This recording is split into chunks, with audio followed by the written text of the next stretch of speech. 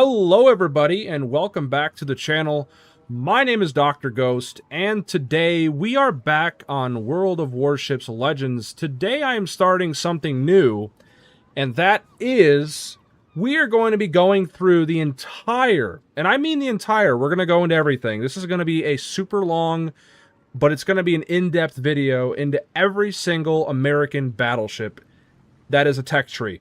If I had to go through every single premium, we would be sitting here for probably 3 hours. But we're going to go play, starting with Wyoming. We're going to go play through everything. We're going to go Wyoming, New York. We're going to also play the Nevada. We'll play the New Mexico. We might play Tennessee. Actually, I might play Tennessee over New Mexico, but we're going to go through and play them all. And I'm going to give you guys short-ish reviews on every single one of them. And then we're going to play a match in every single one of them. And I'm going to kind of go through and show you guys how I play them. Now, obviously, since this is a live sort of deal, not every game is going to be great. I'm literally only going to play one game in every single ship that I play. And whatever happens, happens. That is going to be the video. Because at the end of the day, right, every single game you play is going to be either bad or good. That is just the reality of World of Warships Legends. Not every single game you play is going to be a good game. There's so many factors that go into what happens in every single game you play in this game. That's just the way it is. You're going to have good games, you're going to have mid games, you're going to have bad games. That's just how the cookie crumbles. So, without further ado, I think I got some crates, and they're spring crates that nobody cares about. And I think I already have all the ships in them, so cool. But yeah, let's start this off with the one you start with, the Wyoming. Now, there is another Tier 3, the South Carolina, and there's also the Arkansas. They're the premiums. The Arkansas is basically a Wyoming, just without the hull, B hull. So the Wyoming is a slightly more modern version, basically. It's a better version.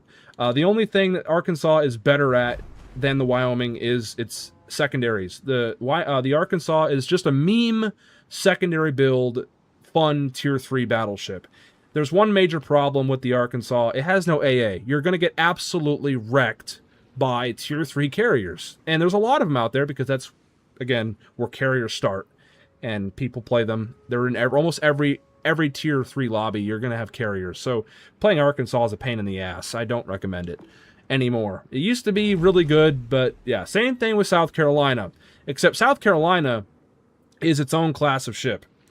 South Carolina is actually, I believe, the oldest battleship for the Americans in the game. It's a Tier 3 for whatever reason. Probably should have been maybe a Tier 2, but it's junk. It has accurate guns, but the health is bad. The maneuverability is absolutely horrible. And if you thought the maneuverability on American battleships was bad, playing Wyoming and New York, play South Carolina and you'll hate life even more. Yeah. So, anyway, yeah, South Carolina, it's a thing. It's more of like a ship to play for history buffs and people who just want to challenge. I would not ever recommend playing South Carolina for fun. It usually won't go very well. Same thing with like Mikasa. Nobody plays Mikasa for fun unless you're crazy and you just like pain. But anyway, let's get right into the Wyoming. So the Wyoming, it's a pretty good battleship. It has 12-inch guns, and at Tier 3, that is pretty awesome. Now they're not accurate. If we go look at the main battery and go to the shell grouping, the accuracy is abysmal. Like, it's bad. But you have 12 guns. You have 12-inch guns. They're 305mm guns. For people who use the, that system. I just like saying 12-inch guns. It's easier to remember. But anyway, yeah, the grouping's bad. Most battleships at the higher tiers, like when you get to Iowa, when you get to Montana, they all have like a 1.8, 1.9 plus Sigma. A 1.6 Sigma, 1.5 is like the base for this ship. It's horrible. That's absolutely atrocious. But when you have a crap load of them, you got 12 of them, it kind of makes up for the gun inaccuracy.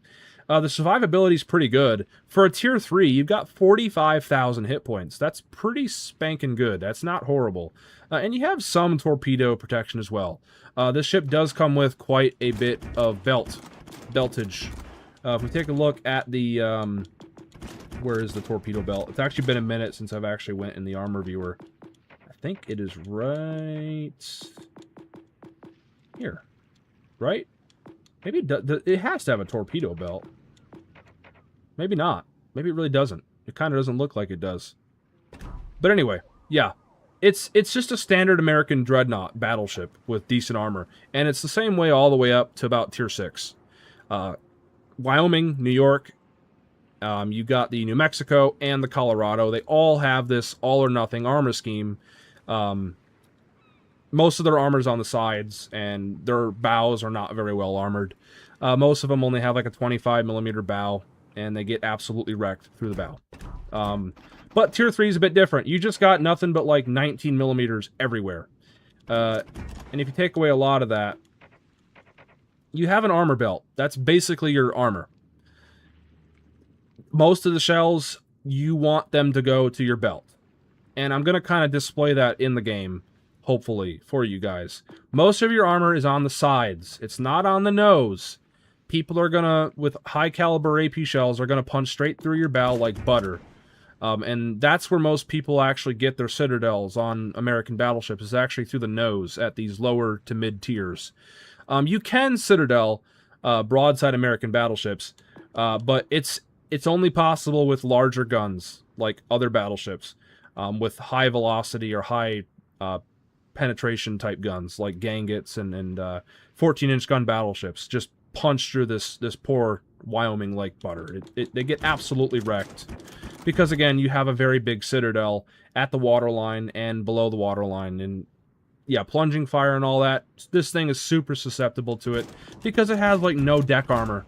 And this thing gets bullied by carriers because of that as well. It just eats penetrations from everything. High explosive, armor piercing, you name it, it gets penned, and it's a pain in the ass. But you have a lot of health for a Tier 3 battleship, so you can tank still. You can absorb a lot of damage. And you have, of course, you have your AA as well for when you're dealing with carriers. The AA is not horrible. For a Tier 3, it's actually decent. But you're still going to get bullied by carriers. All it takes is a few drops with high explosive bombs, and you will lose a lot of your AA. Actually, funny enough, the Wyoming was actually converted to a training ship, and they took all of the 12-inch guns off and just replaced them with a bunch of 5-inch guns. That's one of the, it was actually converted into like an anti-aircraft ship. So it was, in real life, actually literally an anti-aircraft ship. It was designed to shoot down planes and shit and whatnot. Could you imagine having a battleship with a shitload of 5-inch guns? Hawaii on PC. That would be really fun. But yeah. Wyoming, it's your basic standard bitch type battleship. There's nothing crazy good about it, and there's nothing horribly bad about it either. The maneuverability, that's the main thing that is bad about the Wyoming. It is your standard American battleship. It's slow, it's sluggish, and that is how they all are throughout the entire line until you get to, like, Iowa and, like, North Carolina. They're all slow. They're all sluggish. So in these battleships, you have to frickin' think out ahead. And you have to position yourself very, very wisely. Otherwise, you're going to end up either playing Sailing Simulator the whole match, trying to get to the parts of the parts of the battle where you need to be, or you're just going to die and get ruined. I mean, you got to be careful with these things. But everything else, though, the armor's not horrible with these ships, and the guns are pretty decent as well. That's where it kind of makes up for everything. So, yeah. Overall, I think I've about covered most of the stuff with the Wyoming. It's got a lot of guns. The firing angles are not the greatest. We're going to display that in the gameplay. Now, the commander you want to be running with these battleships, easily William Sims. He's a free-to-play commander. I've been playing this game for like 6 years, 7 years, 6, 7. Haha. And I literally have been running this guy since the dawn of time. He is your go-to best friend American captain. Yes, you can run commanders like Hoshino and all that, but you sacrifice a bit of accuracy, believe it or not, because Hoshino, I don't believe, possesses the same things that Sims possesses. You also have AL New Jersey as well. If you have that anime commander too, you can run the anime commander. I think it's funny that anime commanders, you know, your premium commanders, those are the commanders that are better than actual real life people who actually did real life things. It's kind of funny how these cartoon underage girls are better than your actual people who existed in real life and actually accomplished things, did amazing things. Anyway, that's a topic for another day. Yeah, my build for my William Sims, it's basically a universal build throughout all of my American battleships. When I go full accuracy, I run Sims with this build. Flammable Cannoneer. This makes my main battery range 8% better with a fully leveled up commander. Main battery shell grouping plus 5%. However, there's a caveat to that. You get set on fire a lot more. So again, that's why it's called Flammable Cannoneer. Your guns are better, but you fucking get set on fire a little bit more. Honestly, you're gonna burn like the state of California anyway. There's nothing you can do to change that. You can have an anti-fire build. You can have a full-on tank build. If a cruiser wants to burn you down or whatever, you will get burnt down. That is how this game works. Unfortunately. Yeah, you might not get set on fire as much, but you're still gonna get set on fire. I mean, RNG be RNG. It don't matter how that, Anyway, gyrating drill bits is the next perk I run. It's very good. Because, number one, your battleship gun traverse speed, it gets increased by 1.2 degrees a second. That is quite significant. And a problem I forgot to mention in the review portion is a lot of these battleships have slow turning turrets. They're not as slow as, like, for example, the British battleships and whatnot, but they still are quite slow because they're a battleship. Battleship guns turn slower. That's just how that works. They're giant pieces of... actually multiple pieces of steel. They just turn slow. Who'da thunk it? That's how that works. But yeah, gyrating drill bits is nice. You get that traverse speed, and on top of that, you get your main battery AP shell damage plus 8%. And if you know anything about battleships, you're probably going to be slinging AP 80 to 90% of the time. So that is just a bonus. Nice. AP shell damage plus 8%. That's pretty handy. Again, there is a downside, though, with gyrating drill bits, and you lose out on a bit of speed. But that's really not much of a problem because American battleships are already slow enough at these tiers, so it's like, who cares? Minus 7% speed, I don't give a shit. This thing's already a fucking slow turtle as it is. I don't care. That 7% speed difference, not going to really matter in the end. What matters is the guns. The guns, the guns. That is America in a nutshell. Guns. Who cares about speed when you got guns? That's all you need in life sometimes. A bit of guns and a bit of fucking muscle. That's all you need in life sometimes. Marksmanship is the next perk I run. Why? Well, because, again, your dispersion. That makes your guns more accurate. It just helps out. It's really nice. Minus 10% to your main battery dispersion. It just makes your guns more accurate. You need that, because guns. And the only downside, though, with this is you lose a bit of rudder shift. 5% to your rudder shift. Again, though, your rudder is already bad as it is most of the time with these battleships. They turn slow. They're sluggish. They're battleships. Like, they're giant hunks of steel. It's almost like they're not supposed to turn fast anyway and whatnot. Just learn to deal with it, basically. A good battleship commander can easily deal with a lot of these things. You just get used to it over time. Reaching out XXL is the next one I run. This is very important because more range. The more range, the better. If you have more range, you can engage people further out and shoot people farther and hit people and all that. It's just nice because guns. And finally, the only thing I run on this build that isn't related to guns is fight fire with fire. Fires are a problem in this game. HE spamming is a problem. And you do get set on fire a lot.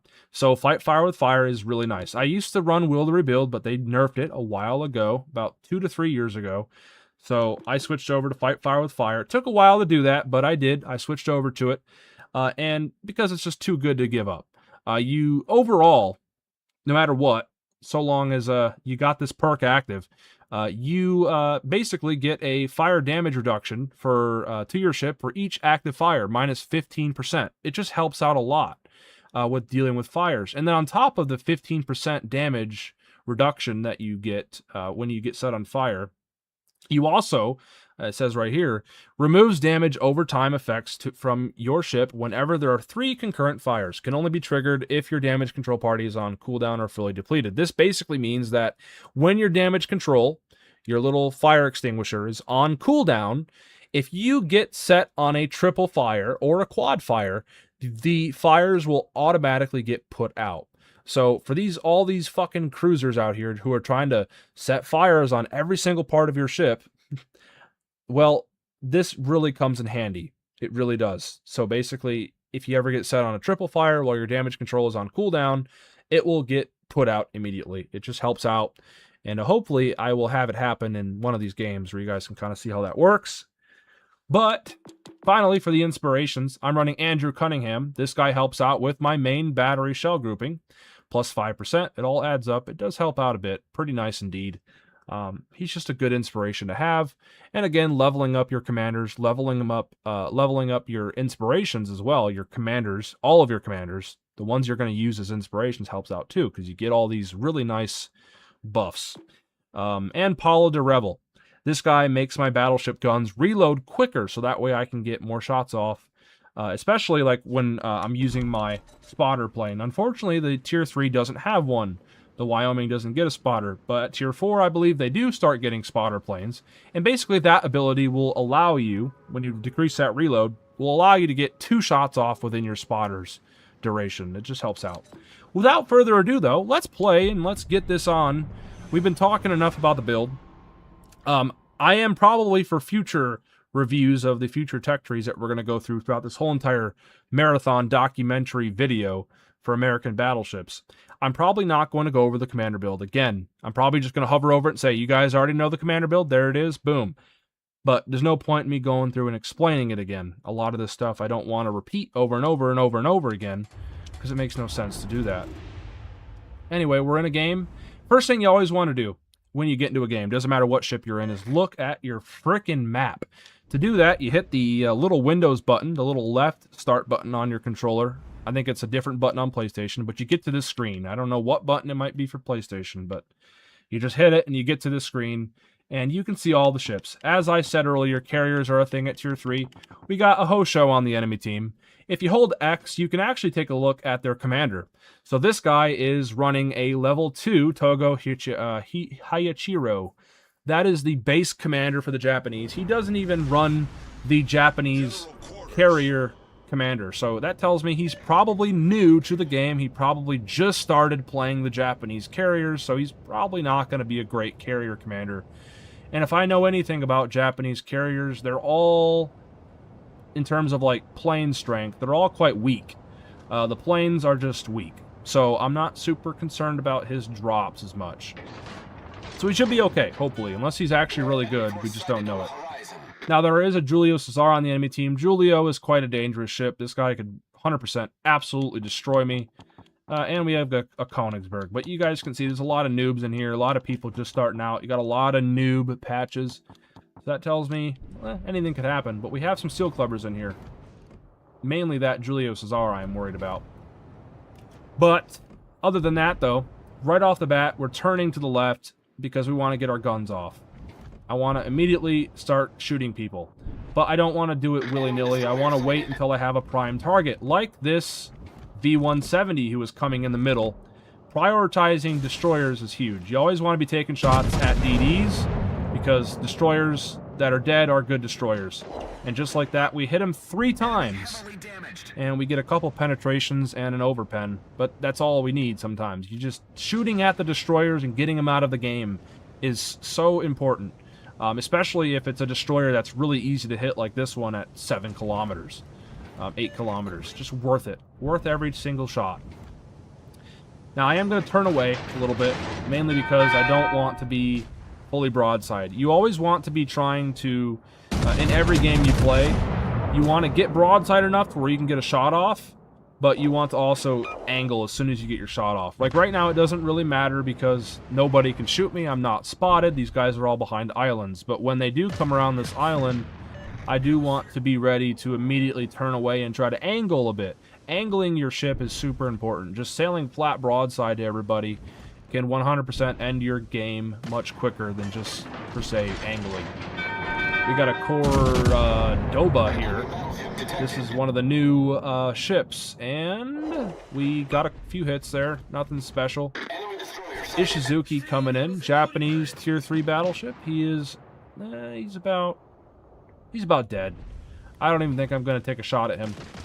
Now, I'm already thinking out ahead because I'm like that. But yeah, I'm already going to start turning my guns off the left side and turning the other way, because I am noticing quickly that this side is pretty much dying. On my team and on their team as well. But mainly my team. We've already lost a destroyer, we've already lost a cruiser, and I am going to start beginning to head this way. No point in me going that way around, because it would take me about 5 years to go around that island. I'm just going to keep on going back and forth between here and just popping shots off and hoping for the best. And that's really all you do in these American battleships at these lower tiers. And honestly, all the tiers. You do not want to be just sailing around charging in places. You want to be sailing kind of towards the back, not completely in the back, but where you're useful. You want to be getting shots off on people and trying to have an influence over the game. And of course, as you guys can see, Julio Cesar is looking at me. He's coming around the island. I get my shot off, and notice I'm immediately turning. Now, a rare moment here is I'm going to load high explosive. The main reason why I'm loading high explosive is because Julio Cesar is quite the tanky ship, and these 12-inch guns, although they are decent, they aren't that decent to really get a ton of penetrations. So what I'm doing is I am loading high explosive so I can hopefully, if he gets spotted again, I can hopefully just set him on fire. I know I can do that 100% with this ship. This thing has a lot of guns, and high explosive spam is a thing when you're dealing with pretty powerful battleships, like tier 4 ones like Julio Cesar's and like any other ones like Nikolai's and whatnot. Yeah, if you ever have somebody who is just angled to you and they don't really, if you don't feel like your armor-piercing shells are going to do a lot, load high explosive and try to set fires on them and whatnot. And you might even get some penetrations here and there too. But the second they overturn and go broadside, when they present themselves flatly to you, load AP and just smack them. Like right now, this game is already pretty weird. Like this Julio Cesar is one of the most weirdest Julio Cesars I have ever seen in my life. I don't know what he's doing. He's just sitting on the island and getting absolutely wrecked, and that's fine. I'd rather him get wrecked than me get wrecked, you know what I mean? But I think I can lob over this if I aim a little higher up. And we're going to get a shot off there. I'm going to switch back over to the armor piercing because we have a cruiser out here that I do want to take advantage of.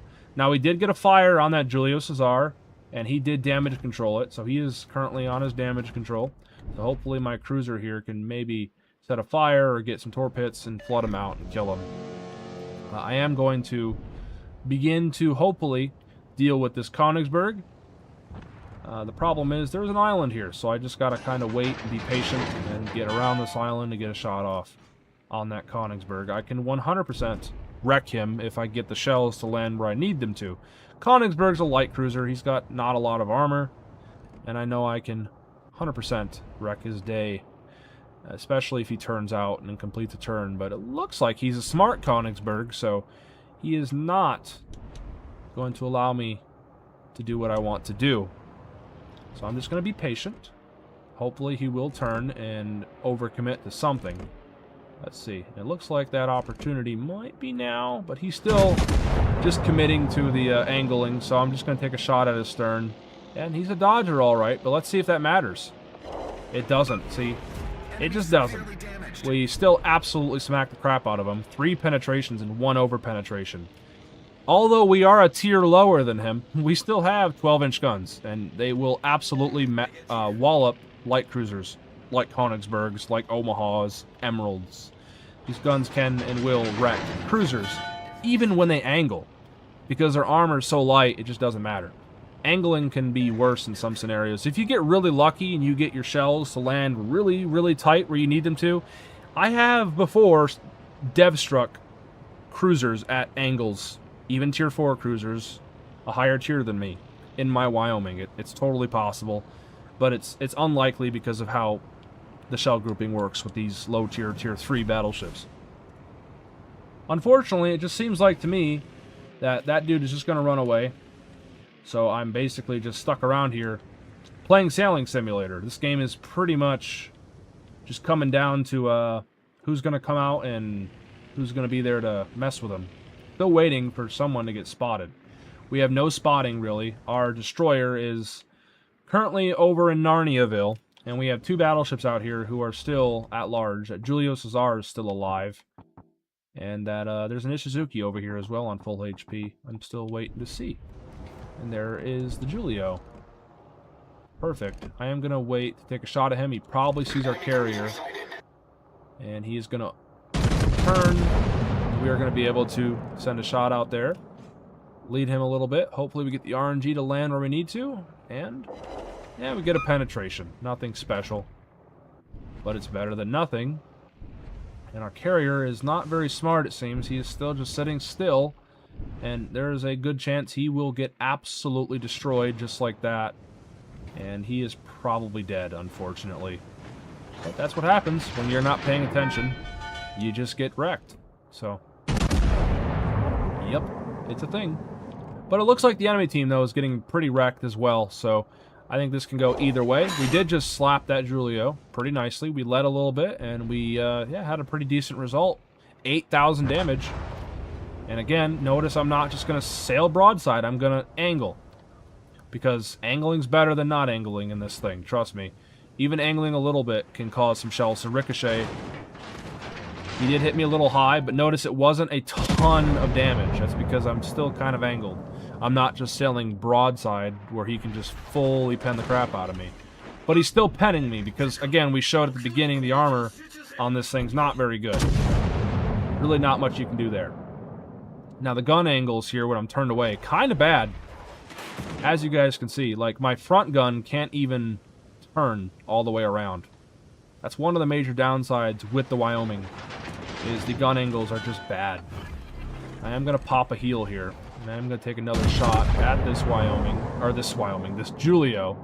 Hopefully might get some shells to land high in a superstructure. Yes, we did. We got a hit for 3k. And now the Ishizuki, I know I can pen his bow. I'm just going to take a shot at it. Hopefully we get the RNG to land there. And unfortunately not. RNG is not on our side, so we just don't do any damage to him. But I am still angling, so limiting damage. We're still taking damage because we are a Wyoming. This thing doesn't have good armor. Really no matter what. But we aren't taking citadels. That's really all that matters at the end of the day. It's just not taking those big citadel hits. And just trying to get this Ishizuki. But see, our RNG right now is just horrible. In case you guys don't know what RNG is, RNG in this game is basically a random number generator. Every time you shoot your guns, there's just a chance that your guns are not going to do anything. Like, your shells have a mind of their own in this game. We talked about how earlier shells all have a dispersion ring and all that, and shell grouping. And, well, sometimes a game just hates you. But then a guy goes broadside like this, and, well, we smack him pretty decent. I actually thought I was going to get some citadel hits, but unfortunately, again, the game is just not allowing me to do what I want to do. So despite me playing pretty well, I'm angling, I'm doing everything I can, the game still is messing with me. My guns are just not getting the accuracy to do what I need them to do. Probably going to result in me dying. Yeah, we did ricochet one shell. Actually, it might have been a shatter, but he got a couple penetrations there, too, on top of that. Gonna lead a little bit, hit his bow, his nose there, and yeah, we got a couple pens and whatnot, but nothing spectacular. But I think that's all that matters, because at the end of the day, we are distracting these guys, and our team is coming over to help with them. And, yeah, we should be okay. Our destroyer finally woke up, the Barask, so he is actually capping the B cap, which is fantastic. And hopefully, we will win this game here in a minute. I just got to stay alive a little longer, and maybe take out this Ishizuki? Yeah, there's a pretty awesome hit. What, 13,000 damage, and we knocked out one of his guns? Every time they've shot at me, though, they've only been getting, what, 5 or 8k a salvo, but nothing super bad. And we're just living, man. We're not dead yet. We're just absorbing as much damage as we can, letting our team do everything they need to do. I don't mind it. I don't mind it one bit. My sacrifice will not be in vain. That is for sure. Because while they're all spending all the time in the world chasing me and taking shots at me, my team is going around and capping and doing what they need to do. So that's sometimes all you can do in a battleship, is just survive as long as you can while your team does the rest of the stuff. And I'm almost dead here. Ishizuki's dead. Teammates took him out. And this Julio Cesar is going to end my game here. Just like that. I was only on 600 health. Yeah. That's pretty... I think that's a pretty good display, though, of kind of what I do in my American Dreadnought. Starting with the Tier 3. Problem with Wyoming is it has, like, really no armor. The only armor you have is your belt armor, and that's hidden behind a frickin' a 19mm plating. But we still did, in a Tier 4 game, getting chased around by a Julio Cesar and a Ishizuki, we still did 75,000 damage. And I think we did all right. I think that actually will reflect. I actually do want to see the results of this game. So I'm going to wait around. But as we can see here, this Julio is on, like, no health. So he will most likely die here pretty shortly. He's going to probably try to delay the inevitable, but I don't think it's going to matter because that's a Congo salvo. Those are 14-inch guns, and he absolutely wallops him and takes him out. Ends the game. Good shot from the Congo. And let's see where we placed. We placed just behind that Congo, actually. Congo, 2,900 XP. That's pretty awesome. 3 kills. And he's a mobile player. That's a pretty awesome Congo player right there. But we came right behind him in second place with a 1,600 XP. And notice that we were actually ahead of all these people, like the Tier 4 and whatnot. It is an Omaha, so really not that impressive. It's Tier 3. But still, we're up here, man. We're doing our thing. Yes, we didn't do a lot of glorious stuff in this game, but sometimes, actually not even sometimes, most of your games in Legends are going to be exactly like that. Just slugfests, just shit happening. You're not going to have, every game you play is not going to be dev strike, slapping people, doing everything. Not every game's going to be like that. Some games are just going to come down to that. You running away, trying to live as long as you can while your team picks up the pieces. That is sometimes how it is. But then you will have your occasional game where you will go on a rampage and just wreck people. That's the Wyoming. Let's move on now to the New York. The New York, I'm going to take off this commander. I don't know why I was running. I haven't played New York in forever, but I was running Hoshino on it. But yeah, the New York. This is where stuff gets a little bit more interesting. The New York gets 14-inch guns, so you upgrade a couple inches. Pretty cool. The New York has 10 14-inch guns, and these guns are pretty awesome. They you get 14-inch guns also at Tier 5 as well. But the New York is kind of like the Wyoming. It has a little bit better armor on its side. It actually has a torpedo protection too. It's got a 25mm torpedo protection.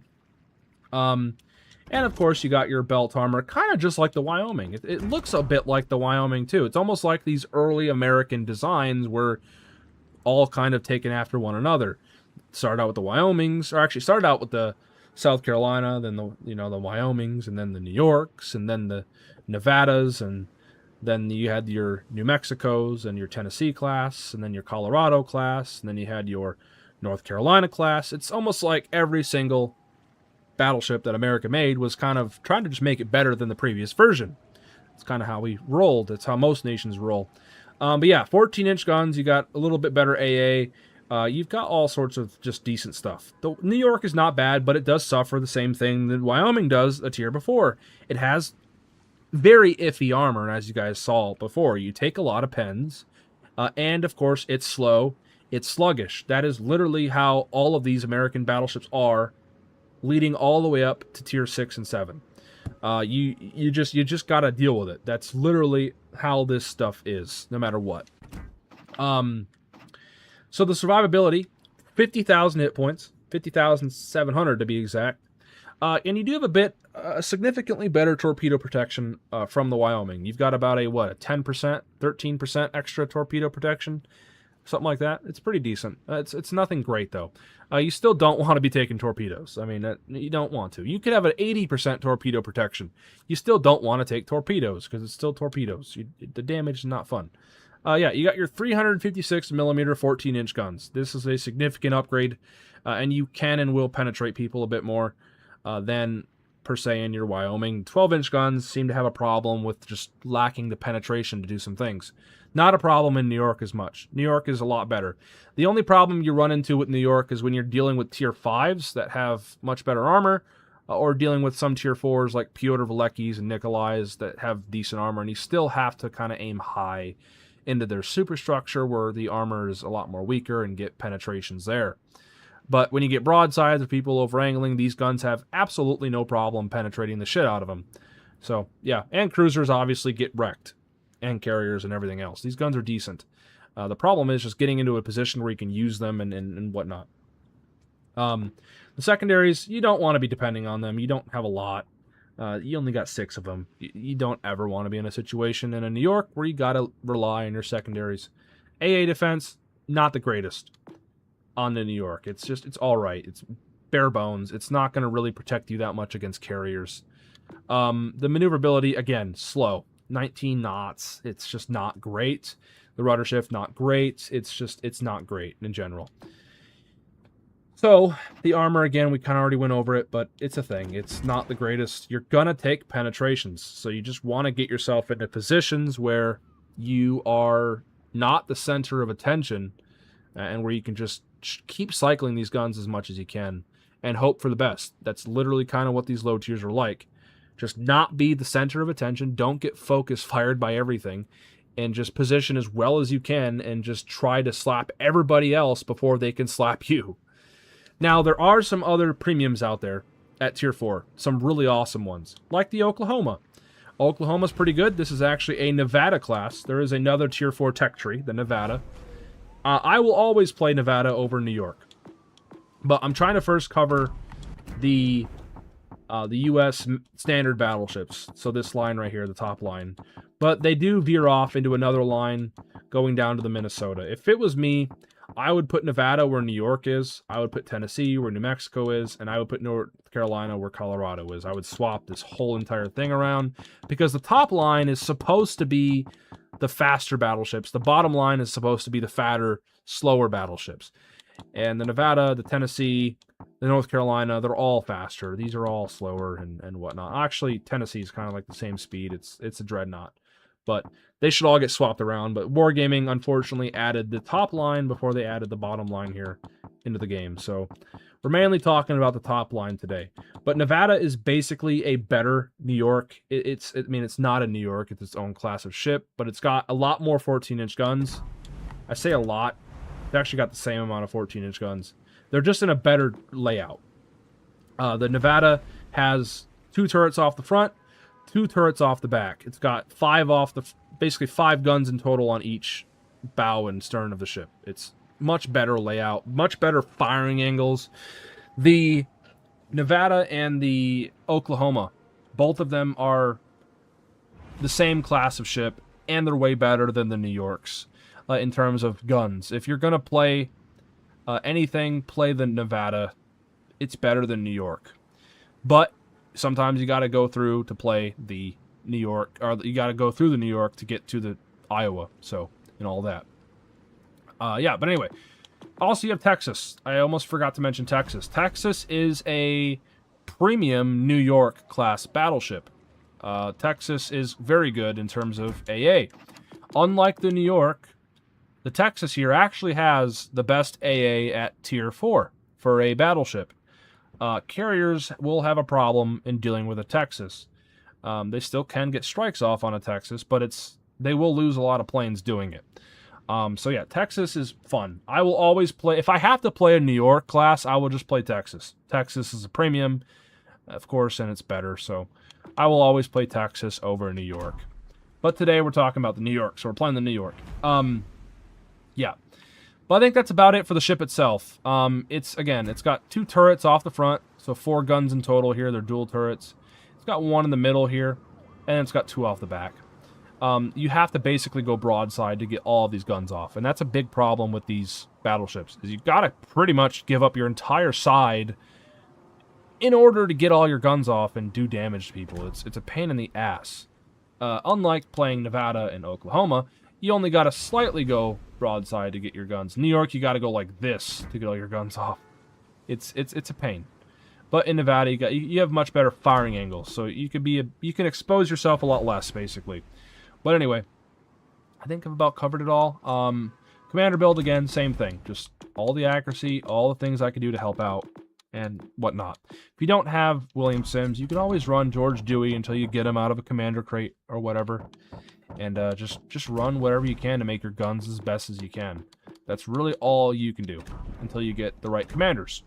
But without further ado, let's put on a epic battle booster to help our range out a little bit and help everything else out a little bit. And let's get into a game and kind of play the New York.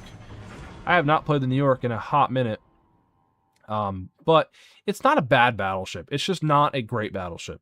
Like, there's no reason to ever play New York over Texas. There's no reason to ever play Texas over Oklahoma or Nevada, unless you just want to have better AA, then Texas is the way to go. But we are on Sea of Fortune. It's a domination mode. Again, the first thing I do is look at my team layout, and I already see that we are in a Xbox-only lobby. Someone decided to disable crossplay. Don't understand that, but you know. So we're in an Xbox-only game. It's a 4v4. Usually you'll never have lobbies like this. So it's kind of like a one only thing. So this game's going to be a little interesting. I almost don't mind it, though. Sometimes these 4v4s can be kind of fun. But yeah, I'm all alone over here. And there's probably going to be a DD I have to deal with. And I won't be able to deal with it because I'm a New York. I'm a big, slow battleship with no way of spotting a destroyer unless they get spotted for me. So, we're going to go into sea and hope for the best. There's just some games like this, because wargaming, for whatever reason, allows people to do that. I don't know why they don't make a deal with Microsoft or PlayStation or whatever to not allow people to play this game if they have crossplay enabled. It's absolutely ridiculous. It just ruins the matchmaking sometimes. It can be completely unbalanced. But again, that's just a game issue. Nothing you can really do, but we'll see what we can get into. You never know. Anything could happen. Yeah, Congo, I'm not terrified about. He's only got 8 14-inch guns, but they're still 14-inch guns. He can wreck me. But he's got very weak armor, even almost as weak as mine, pretty much. Pensacola, easy to kill. Very, very citadelable. But he has pretty dangerous guns as well. My main concern is not those as much. It's mainly the Jian Wei. He has torpedoes that can absolutely wreck me. So does Farragut, but Farragut has to get spotted in order to use his torpedoes. His torpedoes do not extend his concealment range. The Jian Wei, however, can stealth torpedo. He can literally just spot me and then fire his torpedoes. And speaking of getting spotted, I am already spotted. And we have a Pensacola way out here. Farragut is over at Bravo, so that tells me the Jian Wei is over here. So that is just unfortunate. And the battleship's over here too, because there he is. He just shot at me. So this is just already, we're not off to a great start here. Dealing with the battleship, and we're dealing with the destroyer. And we have absolutely no help whatsoever to deal with this destroyer. I'm basically banking on this destroyer being stupid and giving himself up. Speaking of giving themselves up, that Congo gave himself up. He was flat broadside, and we smacked the crap out of him for 16,000 damage. Remember, the Congo only has like 55,000 hit points. We just took in one salvo 16,000 off his health. That is pretty significant. I'm surprised I didn't Citadel him. He's quite lucky. Now, it looks like on our other side of the map here, these guys are absolutely wrecking that Farragut. So that's great. So hopefully they can come over here and help me get this enemy destroyer spotted. I need intelligence. So I'm going to go in the game chat here, kind of use the little wheel here and tell them I'm spotted. I need intelligence data. I need people to spot for me. I'm getting into a pretty bad situation where I could potentially get killed here. It could be really bad. But I'm no longer spotted anymore. So that means one of two things. Either the destroyer went around this way and he's trying to flank behind me, which I think he's doing, or he went that way. So what I'm going to do is I'm going to load high explosive, and I'm going to do a 180, and I'm going to see if I can surprise this enemy destroyer. I'm going to turn around, and I'm going to see if I can spot him and wreck him. So, which I know I can do. I just got to do it. So we're going to load our high explosive shells. We're going to do a 180 here. And again, I'm thinking out ahead, something not a lot of people do in their American battleships. They just don't think out ahead, and they complain on Reddit and Discord that, American battleships suck and all this. And then they lose out on opportunities like that. We've sunk an enemy You know? destroyer. So yeah, thinking out ahead, it really helps. And we already know he launched torpedoes, so what am I doing? I'm not making it easy. But unfortunately, doesn't matter. He's still going to hit me with 3 of them, because I'm slow, I can't turn, so I still take 3 of them. But I killed him so fast that he could not get his other rack of torpedoes off. So, yes. In moments like that, knowledge and thinking out ahead and all that really comes in handy. It takes big brains sometimes to work these battleships. And we absolutely outplayed that man so bad. I'm surprised if he didn't probably get off. Okay, I can't tell. But if I was him, I would have turned off my Xbox and called it a night. That was dirty what I just did to that man. That was absolutely vile. But yeah, we guessed right. He went around that island and, well, we caught his ass with his pants down and absolutely destroyed him. Congo here is getting wrecked here very shortly. So we're going to just kind of let him make the mistake he's making. And in 14 seconds, we are going to blast him to the Stone Age, most likely. Just waiting and waiting and waiting for these guns to reload. Speaking of reload, yeah, the reload on New York, not the greatest. These guns take a while to reload, even with Paulo de Revel as an inspiration. Aim a little higher because he's turning out. Hopefully I can get some superstructure hits, just like so. 6,000 damage, not too bad. Pretty decent result there. And he's, again, turning away because he's getting shot at by our T-22, but he is shooting back at our T-22. Our T-22 is most likely going to die because he is just open water gunboating a battleship, and usually that is not a good idea, especially if you're just sailing in a straight line, making it easy, and not really being smart about it. Anyway, get another shot off, and hopefully we get some decent shots through his back here. Enemy cruiser detected. Yes, very good results. 13,000 plus damage there. Absolutely fantastic. Unfortunately, our destroyer died, but that's what happens when you play like a knob. You get killed. He's just sailing around open water gunboating a battleship that is absolutely hitting the crap out of him and trying to not go unspotted. That really wasn't a smart idea on the T-22's end. I don't know what he was thinking. Same thing with the other T-22. The other T-22 is doing the exact same thing. He's just charging at a cruiser. I don't get it. My destroyers are doing everything in their power to throw this game. That is to be expected, though, with this game. People are dumb. People do stupid things all the time. And luckily, the enemy team has an equal amount of stupid people because this Congo is just failing to angle. He's failing to do anything useful. Yeah, he's getting occasional penetrations on me, but I am greatly out-damaging him because I'm getting good results with my guns. These guns are awesome. 14-inch guns at Tier 4 are potent as hell. They do the job perfectly. We're going to get another salvo off here. And he actually has a reload build. I was not expecting that. That might kill me. There's a 50-50 chance. Nope, he didn't get the RNG. No RNG for you, sir. But that's okay. Yeah, so I got to be careful. I didn't even look at his commander build. What's his commander? Ah, that's why. He's running one of those pay-to-win commanders. Or pay to get an advantage commander. We got to be a little careful here.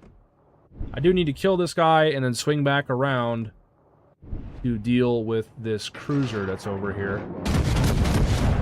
See, he just ricocheted off my belt. That's a prime example of what I'm talking about with these American dreadnoughts. The belt armor is where the sauce is with this all-or-nothing armor scheme. And we should be able to finish him off, just like that.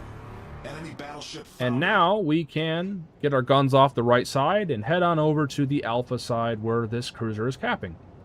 It's a Pensacola. I'm not too worried. I still have a heel left. And I know exactly where he is going to go. He's going to go to the Bravo cap because that's the only place he can go. If he wants to win this game, he has to cap. So we're going to go set up an ambush for him. We're going to go right into Bravo here. We're going to get all of our guns off the left side, and we're going to wait for him and hopefully absolutely wreck his ass. Just because he's a Tier 5 cruiser doesn't mean shit. He's a Pensacola. We should be absolutely 100% able to wreck him. So we just got to get in a position to do it. And yeah, that's what you do. That's what you do in these American dreadnoughts. You think way out ahead and use your knowledge of everything to your advantage. And it pays off more often than not. Gotta be a little careful here, though. I might hit an island. Even though there's no island there. I don't know why the game is warning me about an island. Still a problem in this game. A lot of problems in this game. Yeah, let's wait. Come on. Come through that gap. Come through that gap. He's either going to come through that gap or he's going to come over here or here. There's only 3 areas he can come from. And he's coming through the gap. And we have our shit ready to rumble. And we get 3 overpens, unfortunately. So the RNG is not good right now, but that's fine. We got to reload. We're waiting. Pensacola is shitting bricks right now. And he's shooting AP at my front. And he actually got some pretty decent hits there because Pensacola has pretty potent 8-inch guns. However, they're not potent enough to Citadel me at this angle, I do not believe. Yep, he's switching to HE. He knows that. He gets a double fire with his front guns. That's crazy RNG on his part. But, doesn't matter. He can have all the RNG in the world. You're not surviving that. And down he goes. And we perfectly played that. And we absolutely dominated that lobby there of crossplay only peeps. And yeah, we got 3 out of the 4 people killed. Perfect. In a New York, not to mention. In a New York. Ah, yes. So, there you go. That's the New York. It's a pretty good battleship, so long as you know what you're doing. If you don't, and you get into situations where you get countered, there's really not much you can do. But, again, the enemy team played just as bad as my own team did, so I was able to take full advantage of their mistakes and whatnot and take them all out and win the game. So there you go. That's New York. It's a good old classic battleship, but it's not great, though. Like, if you're in a game where you're against a bunch of sweats and sea clubbers who are using broken battleships like Julio Cesar and Nikolai and all that, you're not going to have a great time. But especially if you're up tiered too, it's even worse. Dealing with Hyugas and West Virginias and Queen Elizabeths and all that. Oh man, good luck. But at low tiers, it's a pretty solid battleship. So long as you're top tier and you're not dealing with a bunch of people who know what they're doing. You need a little bit of ignorance on the enemy team and a little bit of luck to make that thing go where it needs to go.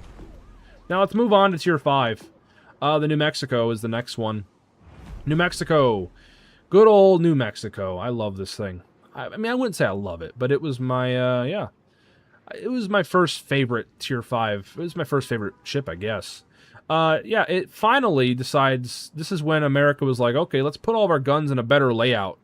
Instead of having a shitload of dual, turrets, let's just have a bunch of triple-mounted turrets and just put 2 on the front, 2 on the back. This alone just helps a ton. It's where you don't got to go completely broadside to get all your guns off. You can kind of just sail a little bit broadside, get your guns off, and angle back in. It's super handy. Yeah, I love my New Mexico. It's just great. Same thing with Tennessee. Tennessee, kind of the same way. It's got 6 guns off the front in a 3x3 turret configuration, and the same thing on the back as well. Just solid overall. Let's take a look at the armor real quick. Again, same sort of thing, except you get 25 millimeters instead of 19. So that 25 millimeters can ricochet shells up to 14-inch AP shells, if I recall. So anything with 14-inch guns, unless they load high explosive, but anything with 14-inch guns cannot penetrate this thing through the nose or nothing like that. So it is a little bit tankier. Take away that. You do have a torpedo protection. Again, 25 millimeters, nothing special. But you got a lot of citadelage. You will get citadeled in this thing at longer to medium ranges. But at close ranges, it's actually quite hard to citadel New Mexico. I almost never get citadeled in this thing. What I do get, though, is penetrated very hard. New Mexico, it's got so much light armor that armor-piercing shells, when you're at all showing any sort of angle, you just get penetrated a lot. You won't get citadeled as much in these, but you will get penetrated a lot. That's just a problem these things run into, especially when you're dealing with ships that have 15-inch guns, like Queen Elizabeth, like Bayern, like Warspite. Ships with 16-inch guns, like Mutsu, like West Virginia. Ships like that with the bigger guns, they will 100% just wreck you. There's not much you can do about it. other than pray to God that they're also going broadside, or they're going broadside. Or you get really lucky, basically.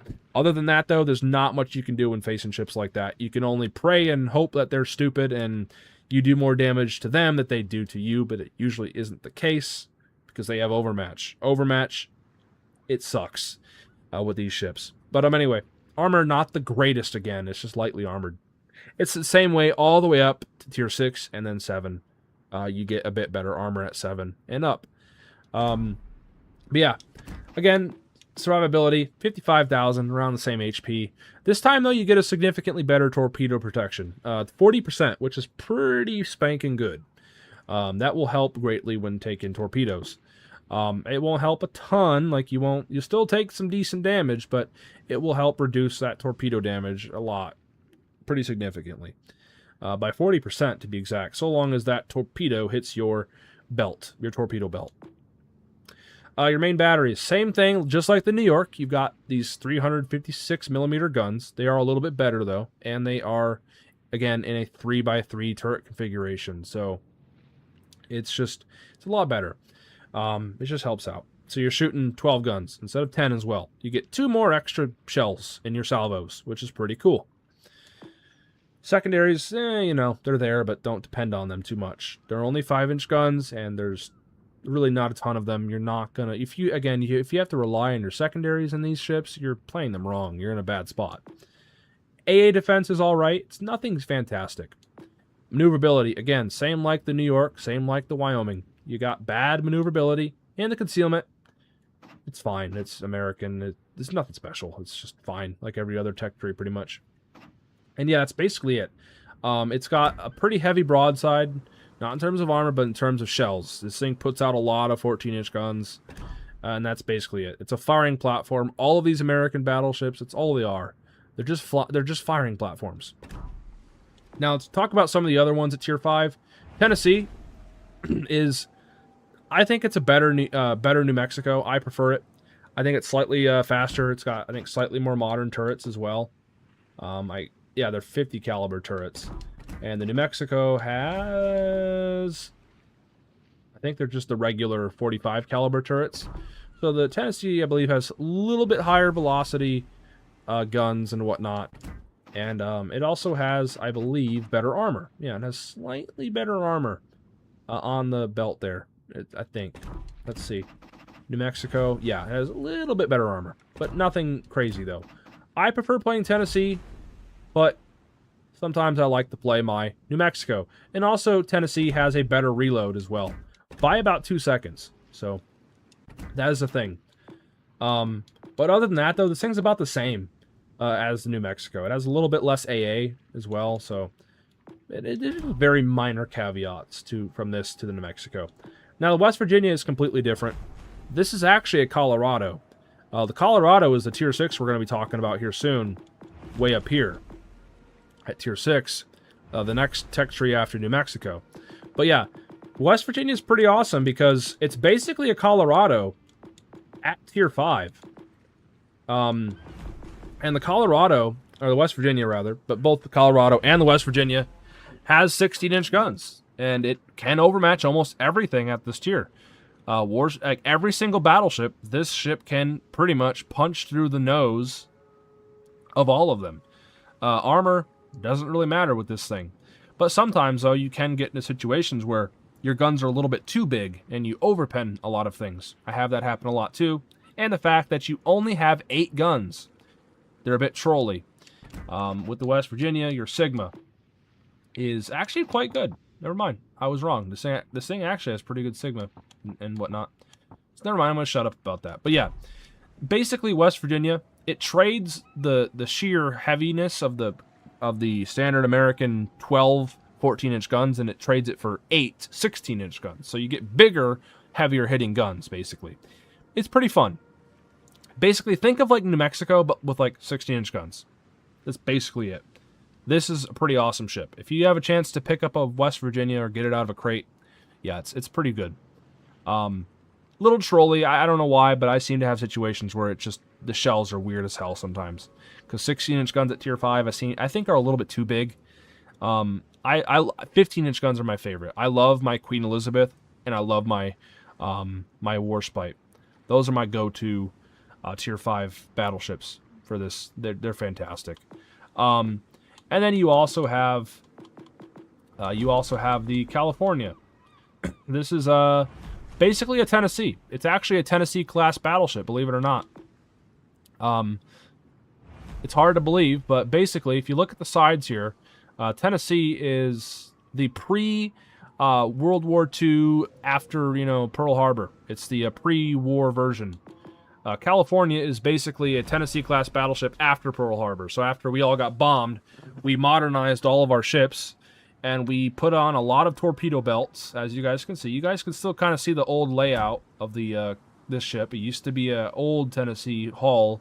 Then they threw on the super thick torpedo belt, and they threw on a shitload of AA. They threw on a shitload of secondaries. You got all sorts of 5-inch guns. And yeah, this thing is, I love this thing. It's probably my favorite tier 5 battleship for America. It's kind of tied up with like West Virginia. It's really good. You got super good torpedo protection. You've got decent armor. The only downside though with that is since all these 5-inch guns and whatnot and the raised deck there, you do take a lot more superstructure penetrations. So there's a lot more damage to be done in your superstructures. All people have to do is aim a little bit higher and just farm you. This thing definitely takes a lot of damage, and especially fire damage, just like the ship's namesake, California. If you know anything about California in real life, it burns a lot. This thing fucking does too. This thing gets wrecked pretty easily. So you gotta be careful. But overall, though, I think it's pretty solid, though. And for a ship this fat, it's actually quite fast. I mean, 19 knots. I mean, it's about the same as all the other ones. Not much different. And the AA is phenomenal. And you do run into a lot of carriers at tier 5. You run into a lot of Rangers, you run into a lot of Ryujos and whatnot, and you will end up having like a carrier every other game. So it's nice to have that really good AA defense. And of course, you got a bit more health as well. You get about 5,000 more HP than the New Mexico and all that. And you have a slightly better torpedo protection, only by about like a few percent points. And of course, you have better reload on your guns. The reload is significantly better over New Mexico. 28 seconds. You can get that below 30 seconds. So you can actually utilize your spotter a lot more. You can get 2 salvos off with that spotter duration, which is something we're going to talk about here shortly when I go back over to the New Mexico. I'm just kind of covering all of the ships at the tier as well, the alternatives. And then finally, you've got the Arizona. Arizona's all right. It's got very good armor. I say very good. It's not like great. I mean, if you're over-angled, you will get fucking slapped. But Arizona has a lot less superstructure than the all the other ones, so you don't take as much damage superstructure-wise. And of course, you have your I think that's about it though with the armor. About the same though. A little bit more narrow too, I believe. But other than that, though, the armor layout is about the same as the New Mexico. It's all or nothing armor scheme. It doesn't get citadeled as much, but it does get penned a lot. So that's something you got to watch out for. If you got an overmatch, you're going to get slapped. If you got carriers in the game, you're going to get ruined. It's not fun. Also, this thing has very high health. It's at 59,000. It's right up there with California. My main problem with this thing is the guns. Not the guns in terms of accuracy, but the guns in terms of reload. This ship has an unnecessarily long reload. I don't get it. It's a problem with all of these American battleships. Like, the Arizona and the New Mexico should both have a 30-second base reload. I don't know why it doesn't. I get maybe some historical things, but still, it's ridiculous. Tennessee, too. I think it should also get a 30-second base reload. All of them should. All 3 of these guys should all get... All of the 14-inch gun battleships should have a base of 30-second reload. But, yeah. Arizona really suffers from it because it has, like, a base reload of 35 when the New Mexico and the Tennessee have, like, a base reload of 32.5. So this thing really just suffers. That extra 2 or 3 seconds could sometimes feel like a lifetime. But other than that, though, I don't mind Arizona. I have a lot of XP in it. I've got almost 800,000 XP. I've played a lot of it. But I do not prefer it over my other American battleships. Anyway, let's finish off, though, with the New Mexico. Let's talk about that one thing I was trying to talk about earlier, that being the spotter, or the observation plane. This is really nice to have, because when you pop this, when you use this in battle, when you put up your observation seaplane, what happens is you get an overall main battery shell grouping of plus 10% overall for the duration that the observation seaplane is up. So you get extra accuracy when you pop your observation seaplane, and it really pays off, because when you have a sub 30-second reload, it really helps, because your spotter plane duration is 30 seconds. So if you can manage to get your reload below 30 seconds, you can technically, if you time it right, you can get 2 salvos off with that extra 10% shell grouping within that 30-second duration. So it's really cool. It's nice to have an observation seaplane. I wish it had a little bit more accuracy to it, maybe like 15, 20%, but, you know, beggars can't be choosers. But enough said, I think I've about covered these things pretty well. Let's get into a game. Let's get this going. We got to keep the ball rolling. Got to keep playing these ships. I don't want this video to be well over like an hour and a half, 2 hours. I want to keep this ball rolling. But yeah, I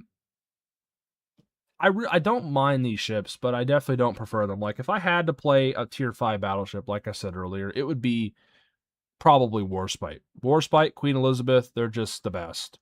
There's a toss-up between them. If I had to play a 14-inch gun battleship, it would be probably the Hyuga.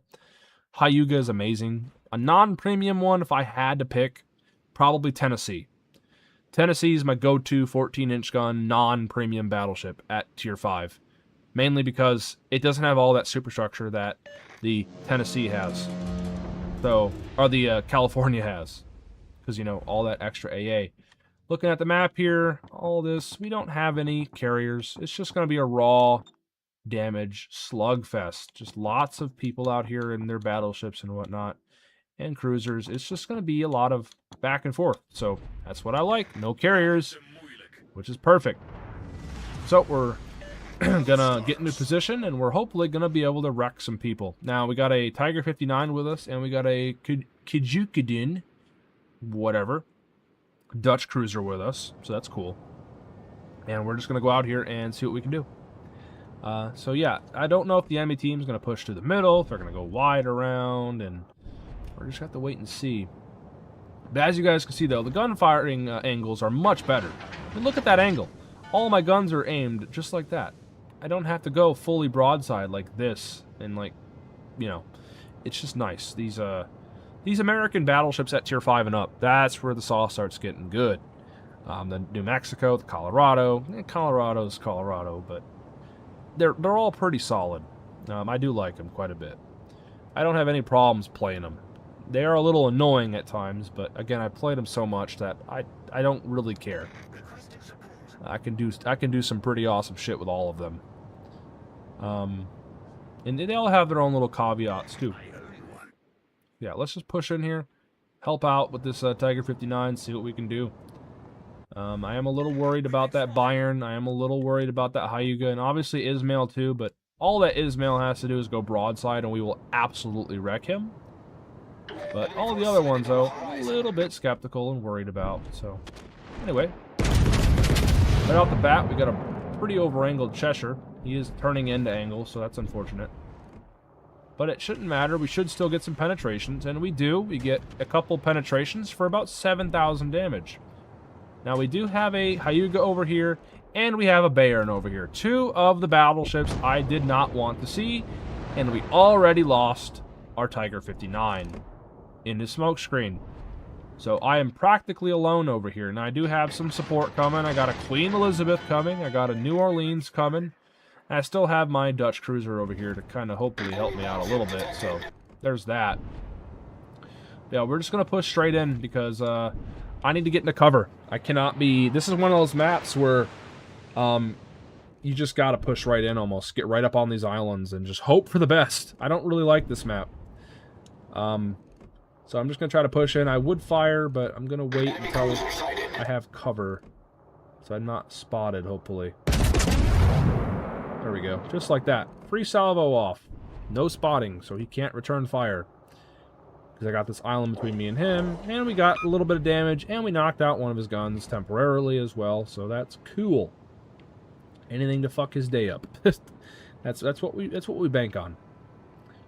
And Hyuga's still out there, but Bayern's also out here, and our Dutch cruiser is dead. He is getting absolutely annihilated, just like our Tiger 59. And we are down to nothing over here. Wow. Well, that's really useful. See, again, sometimes you're just shit is out of your hands. You can't win. You just get those people with you that just don't accomplish nothing except die. That's their main accomplishment. They just die. So I'm stuck with no support. I'm dealing with two very, very powerful Tier 5 battleships. A Hyuga with a reload booster and all that, and a Bayern with 15-inch guns that can overmatch me. I can't really angle at all to the Bayern. So I'm in a really bad spot. And I gotta worry about a Tier 6 cruiser right around this island with torpedoes. This isn't looking good. And again, sometimes there's just nothing you can do. You're in situations like this where probably an 80% chance I'm just gonna die. Pretty bad. So I do have another cruiser coming over, but I don't know if it's going to matter because, yeah, I don't know. It's just one of them things. Here's the cruiser, the AL Cheshire, coming around. And, yeah. And I can't even overmatch them. These 14-inch guns do not have the overmatch, tragically. I'm going to turn as much as I can to hopefully dodge any torpedoes. And, of course, I turn and I'm broadside to the Bayern. And, yeah, there's just nothing you can do in a situation like this except die. Really unfortunate, but that is sometimes the way it goes. Nothing you can do. There's no way I can predict something like that. You just die. That's literally it. I'm perfectly countered. I'm dealing with a Hyuga. I'm dealing with a Cheshire. I'm dealing with a Bayern, and I'm dealing with a DD. So let's say even if I did kill that cruiser, let's say miraculously I killed that Cheshire, then I would have had a destroyer coming around, a Benson, a Tier 6. He would have torpedoed me. So I was absolutely fucked. The only way I would have lived on this side is if immediately when I spawned in, I just turned away. That would have been the only way. Just run away. But our whole team is not doing anything. So that is sometimes how it goes. But the same thing applies, though, with the New Mexico in other matches. Play New Mexico like you play your New York. It's a firing platform. All it is. And if you get into situations like that, you're basically fucked. There's nothing you can do. Now, let's move on to Tier 6. See, again, sometimes something like that happens. There's just nothing you can do. It's out of your control. Move on to Tier 6 with the Colorado. So the Colorado, we already kind of touched on it a little bit because of the West Virginia. But yeah, the Colorado, I'm going to take off this camo so you guys can see a little bit more what it looks like. It's kind of hard to tell, but there we go. Colorado has 16-inch guns, 8 of them. Same sort of armor layout, literally doesn't change. The whole line is like this, just 26 to 20-ish millimeters of armor. And you got a Citadel that is below the waterline, basically right at the waterline. So most of the times, Citadels are not going to happen unless they're at like point-blank range and they're aiming right at the waterline or below it a little bit, or at medium to longer ranges. You will get Citadel sometimes. It just happens. But it's not super exposed, so there's that. Same sort of playstyle with the Colorado, except that it really doesn't work that much anymore because you're dealing with a lot of 16-inch guns and 15-inch guns. So really, no matter what you do, you're going to get penetrated. You're going to get fucked up. Pardon my language, but that's just the way it goes with Colorado. The only thing you have is 16-inch guns. That's the only thing you got going for you, is those 16-inch guns. Other than that, there's nothing you can really do.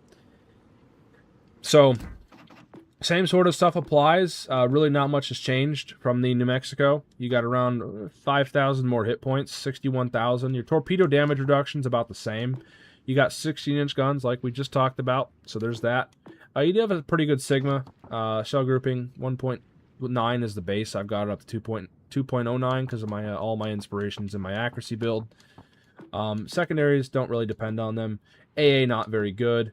Your maneuverability again is bad, and overall it's just a pile of crap. Honestly, if I'm being honest, there's no reason to ever play Colorado when you have ships like Connecticut, when you have ships like Florida, when you have especially ships like North Carolina. North Carolina is where all the sauce is at tier 6 for American battleships. This thing's a beast. It's pretty good. Yeah, I love my North Carolina. North Carolina is basically everything that a Colorado should be, but Colorado just can never live up to it. It's just great. It has super good belt armor. It's got a 26mm bow, but it's got all that belt armor, so it's just amazing. Doesn't matter. It's got deck armor, too. It's got everything it needs. It's just everything solid about it. Downside is, though, you do have a pretty exposed citadel, kind of like the Colorado at the waterline, so most citadels aren't going to happen at close range. They're most likely going to happen at medium to longer ranges. And yeah, you get a lot more 16-inch guns off your nose. So instead of having to go over-angled to get all your guns off, like in the Colorado, all you got to do in North Carolina is just kind of bow on, and you can get 6 guns right off your nose. Because the North Carolina has a 3x3 turret configuration. Pretty awesome. So, there you go. Nothing really else needs to be said. It's just better. There's never any reason to ever. There's literally not a single reason why a person needs to play Colorado over North Carolina. North Carolina is better in every single regard, pretty much, except the shell grouping, I believe. Nope, hold on. That's deceiving because I'm running a different commander. Let's see what it is now. It is still slightly worse. So technically, I think North Carolina is slightly less accurate, but it really doesn't matter because you're getting an extra shell that kind of makes up for it. You got an extra gun. So I don't know. It just seems like to me, North Carolina is where all the sauce is, pretty much. Overall. And it's also faster. It's got amazing AA. It's just everything that America is in one package. It's beautiful. It's great. North Carolina's great. Uh-oh. Are we back? Okay, we're back. We're back. Okay, so yeah, the Ignis Pregatio is... I don't even know if it's really worth talking about because the Ignis Pregatio is kind of just a Japanese battleship. It is a Nagato put at tier 6, same tier, but it's premium. It's just an American Nagato, nothing special. I'm not even really talk about it. Florida is basically a North Carolina, but with 14-inch guns. So there's that. And it has more of them. So it has 12 14-inch guns. It's a thing. It's just a weird, different sort of version of North Carolina. And then you got Connecticut. Connecticut's sort of newer. It's a battle carrier. It's got some 14-inch guns off the bow. And then you have planes. You have airstrikes. So it's a thing. Not really worth talking about because this isn't really a battleship. I mean, it is, but it isn't. It's a thing. It's a North Carolina hull, I believe. And it's a thing. It's pretty good. Nothing really else needs to be said there.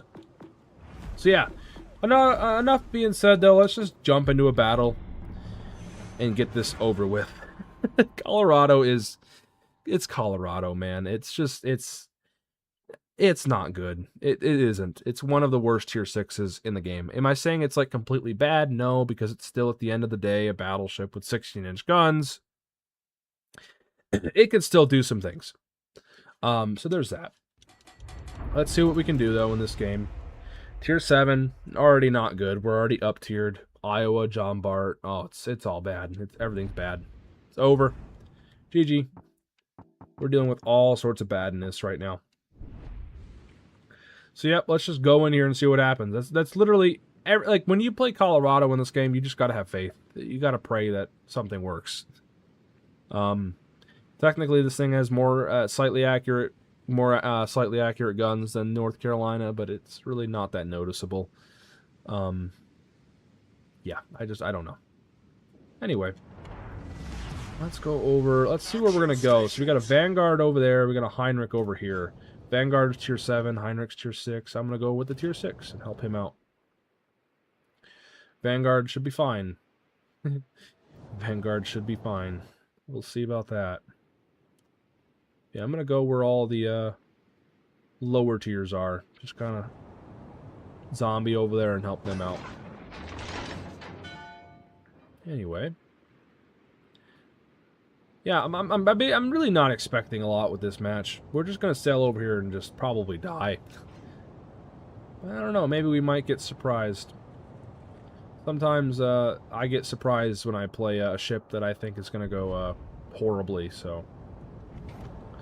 Let's see, we already got a Shimanto kind of like leaving that flank. He's sailing over this way.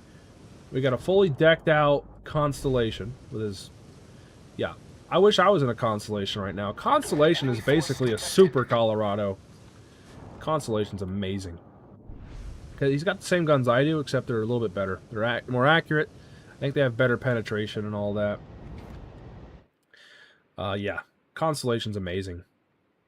He's basically, if you think about it, Constellation it's a tier 7, and basically what they took with Constellation is they stretched out a Colorado, and then slapped on a radar, and slapped on some torpedoes. That is basically Constellation in a nutshell. They just stretched out Colorado, made the guns a bit more powerful, slapped on a radar, and added torps. Yeah, good old wargaming and their lovely ship ideas in this game. It's just a super Colorado. Anyway. He shot, I shot. We both got some 16-inch guns going out to that Hipper. That Hipper's about to have a bad day. Like a really bad day. Yeah. I hit him pretty hard. Constellation hit him pretty hard. So that's pretty good. Pretty good indeed. Alright, 5 seconds till we got another shot off here. Let's see. Lead a little bit. A good rule of thumb is to always lead a little bit more than what the game recommends if you're using your little aim assist by spamming the LT button. And I actually dev struck him. We've destroyed an enemy cruiser. That's pretty good. I will take that. So we got our first blood. We got a devastating strike. We actually got the Citadel to just send them away. Nice. Yeah, I mean, you guys can see, they're still 16-inch guns. They can still smack bitches. So it's a thing. Anyway, we got a New Orleans who is just sailing backwards. Let's take a shot and see what happens. He immediately turns. That's just lovely. Let's see. One of those might hit him on the bow there. Oh, hit his gun. We hit his turret. Didn't actually do damage, though, which is kind of surprising. I don't know about that. A 16-inch gun dropping down on an 8-inch gun mount turret, that seems like a... I don't know. This is real life. There's a good chance that man's turret would have been just detonated. Did I black his turret? And the game didn't tell me? Because it looks like it's blacked. It looks like it's completely destroyed on my screen. Anyway, let's get a shot off again, because he is turning broadside. He is turning away, though, so those all might fall short. Yeah, they all did. So we successfully dodged my salvo. That is unfortunate. Yep, just waiting for our guns to reload. And again, using our range and not getting too overly close so we can hopefully just keep firing here. That Iowa just got smacked. Holy smokes. Let's see if I can't finish him here. Maybe, maybe, maybe. Nope. 2 ricochets. Game's like, nope, nothing for you. That's alright. Let's get to sea. Let's go get into the Charlie cap. Might as well. Nobody else is capping. We have no destroyers in here, which is not a good thing. So, let's just kind of sail over here and see if we can't maybe get a cap. I will take a shot, though, at that Iowa. He's broadside, so we might be able to get a lucky Citadel or 2 with these 16-inchers. Come on, come on, come on. Nope, nothing. I mean, not nothing. We did get a penetration and some overpens, but didn't finish them, unfortunately. It's probably quite low. You have a Plymouth right here. I cannot deny shooting at a Plymouth. It's just sailing back. Like, what is it with all these guys just reversing? What is this? Everybody's just reversing around here. Like, all these cruisers are trying to like parallel park in the middle of the ocean. Like, what are y'all doing? And also, what is my team doing? Not even 5 minutes has gone by. We've already lost our Vanguard. We've already lost our Shimanto. We've already lost... Now we just lost to Harlem. Golly, we're just losing everybody. I think I was saying earlier, I should have probably went over to the Vanguard's side to help him. But I think I said something like, oh, he's a tier 7. He can be fine by himself. Well, I think that was, yeah. I think that was a wrong assessment. Because I think everybody's just dying. As you guys can see. So, that's the thing, unfortunately. And I think this game's going to be over pretty shortly, because it looks like to me, by looking at the minimap, I could see all my teammates are sailing broadside. We just launched a Munchin. The enemy is about to win. Our Munchin's dead, because he was sailing broadside to everybody. And in 5 minutes, in 6 minutes, 5-6 minutes, we've already lost 5 ships, because people are stupid. And that is a reality you will quickly discover in World of Warships Legends. Just stupid. Stupid. Just lots of stupid. Like this Asturias coming around. Just stupid. What are you doing? Like... The ship is on fire. I mean, he's lucky, but, like, still stupid. It's all stupid. It's just, it's all dumb. This match is all bad. Doesn't help either that I'm in a Colorado. So, hey, we finally got some kills, though. Our team is maybe pulling this one back. Maybe. Maybe pulling this one back. I say maybe, because... Yeah. I think you know why. Let's see. Hey, we got a Citadel. There we go. See if we can't finish this man. No, we get 2 ricochets. Okay. Makes sense at this range. I don't understand. Doesn't matter, though. Look at the team. Everybody's dead. We're down to 3 ships in the first 7 minutes of the game. That's pathetic. Or like 6 minutes of the game. The ship is on fire. And 3 overpens. Wow, this game is really just trying to troll the hell out of me right now. Hull breach. We're Okay. taking on water quickly. I see how it's gonna be. That's alright. This just gives me a chance just to go right to Iowa. We can get this Colorado shit out of the way. But yeah, that's Colorado. Pain. Pain and suffering. Sometimes you get lucky and get some citadels and you fuck people, but most of the time it's just pain. And then you deal with people who don't know what the fuck they're doing. You know it's bad when you're topping a Colorado in a tier 5 lobby with Constellations, Wichitas, Vanguards, Harlems. You know it's bad. If you're topping a Colorado, you know it's bad. You know your team is doing some serious fucking upping. Like that's inexcusable. Let's move on to tier 7, where the good gets going, baby. This is where the sauce is, tier 7. Lots and lots of fun at tier 7. Until you play Iowa. Iowa's one of the worst out of the tier 7s. I will talk about that in depth. Here is where the fun gets, though. The fun gets going. Iowa is where everybody wants to be. Everybody, you work your way through all these ships. You work your way through Wyoming. You work your way through the New York. You work your way through the New Mexico. You work your way through the dreaded Colorado, and you finally land here at the Iowa. Well, the Iowa's good. It's good, but sometimes it's shit, because it suffers from a little thing called RNG very badly. Firstly, I want to talk about the guns. It has like the same Sigma as like Colorado. The guns are not really any more accurate than Colorado. The guns aren't really any more accurate than a tier 6, which is pathetic. My Iowa has like the same accuracy as my Colorado does. So, but it still has 9 16-inch guns. So that's cool. It's a thing. They're 16-inch guns. And something that this ship also has better going for it is its armor. Iowa has 32 millimeters of bow armor. It's got very good armor in general. It has very good speed. It's got very good maneuverability. Well, not so much maneuverability, actually. Agility, rather. The rudder shift time is horrible. The turning circle is horrible. But the speed is good. Iowa's fast. It can move around. It can get where it's got to go. And it can get where it has to go. That's what I meant to say. Concealment, it's fine. But the speed is good. The AA is great. Secondaries are decent. But then again, you don't really want to be depending on them. The main batteries are decent. They're fine. They're okay, but they're trolly.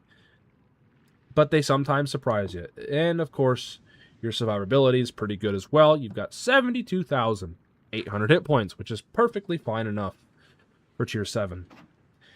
Yeah, and it's just a really good looking ship. This is where America is just America. It's beautiful. Iowa's sexiest ships ever made. They're just beautiful. They're perfect. They are the absolute pinnacle of naval engineering all in one, especially battleship engineering. They were the most successful battleships to ever exist. And there's a reason why we used them way past World War II. We used them in Korea. We used them in Vietnam. We used them all over the place. I don't know much about Vietnam, if we did or not. Might have had them over there, but yeah. We used them well into the 80s and the Gulf War and 90s and all that. And then we have them all as museum ships. Iowa, Missouri. We have the New Jersey and the Wisconsin. All of them, you can see them today. They're all still around because they are just the fucking best ever made. In-game, though, it doesn't really reflect. Yes, they're still decent. Okay, they're not bad battleships. I could still go in here and do good with them. But they're definitely not as good as they should be. There's so many times with my Iowas where I'm like, I'm shooting at people and I'm just getting the wonkiest results known to mankind. It's horrible sometimes what I witness. But it still doesn't mean they're bad. I still occasionally have some decent games in them. But I will always prefer ships like Constellation. Constellation is amazing. It has radar. It has more accurate guns. It has battlecruiser dispersion. It's very good. It has torpedoes. It's got everything. It's got radar. It's got all of it. It's got everything it needs. Constellation's better than Iowa. Don't care what anybody says. It is. Just is. It's got more utility. It's just way better. In terms of armor, it's not. In terms of AA, it's not. But everything else, though, it's better. It's more accurate.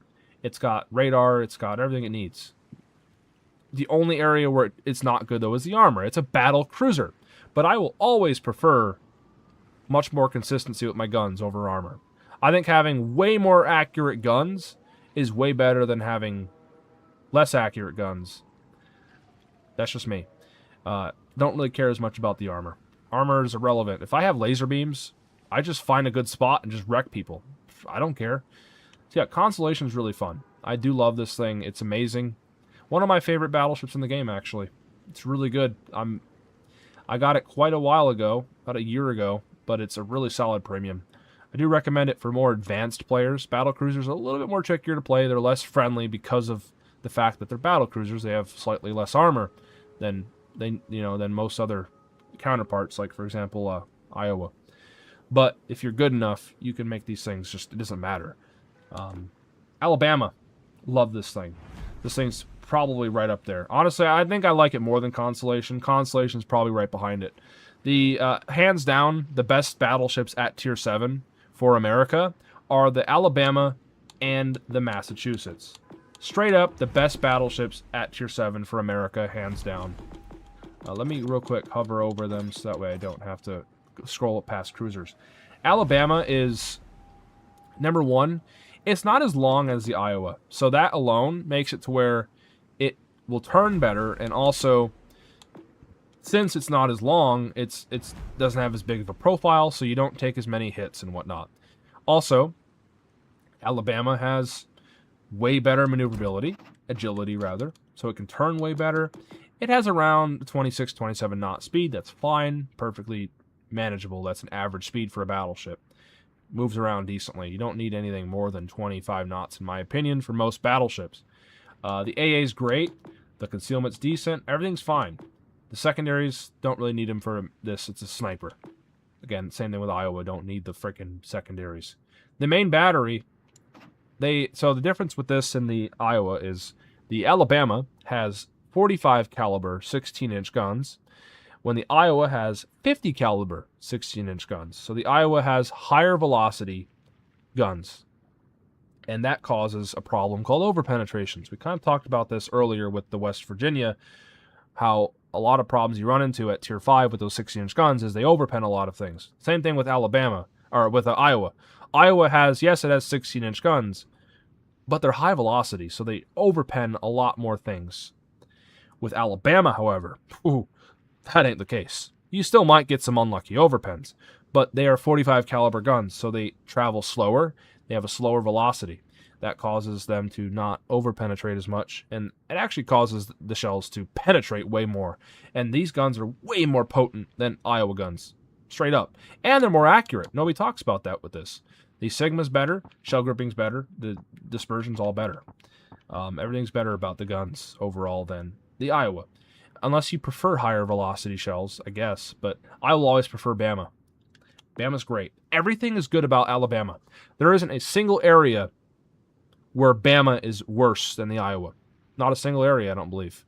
Bama has better turning circle. It's got better guns. It's got better survivability in terms of its profile. It turns. It dodges. It's smaller. It's more compact. And overall, it's just better. It's great. It's fantastic. I love my Alabama. It's a great ship. And then you got another one called the Massachusetts. Massachusetts is absolutely fantastic. Same sort of thing. It has slightly less accuracy. But this is kind of a different one. This is where America is like, well, more of a secondary kind of ship. The Massachusetts has an increased secondary range on its 5-inch guns. I build my Massachusetts for secondary range. So I've got a 10.6 kilometer secondary range. It's fun. And on top of that, you get all of the other things that South Dakota class battleships have. They're just overall, they're way better. There isn't a single area where these things are bad. Only downside with the Massachusetts is its turret traverse is shit. The guns turn slow. But it's not that big of a deal when you're using your secondaries most of the time. The guns are just a bonus, basically. But overall, Massachusetts, South Dakota, I recommend them both. They're fantastic. If you have the option to go get a Massachusetts for 750,000 global XP in the store, get it. Fantastic. You got Missouri as well. Missouri is another Iowa class. It's basically a premium Iowa with slightly better armor and a radar. I will always play Missouri over Iowa. There's never a reason to ever play Iowa over Missouri. Really. It really isn't. Oh yeah, also I forgot to mention, yes, technically Iowa is a little bit faster than the South Dakotas, but that really doesn't matter because 27 knots is perfectly normal and fine for a battleship. That you don't really need anything more than that. I think 30 is a little excessive because especially on these maps aren't huge on Legends. You don't need to be going Mach fucking 10 around the map. You're fine at like 25 knots, honestly. Then you got also Kansas. Kansas is basically, it is, I forgot to mention, no, I did mention it, but this is the alternate line. This is basically like a super, it's like a super New Mexico.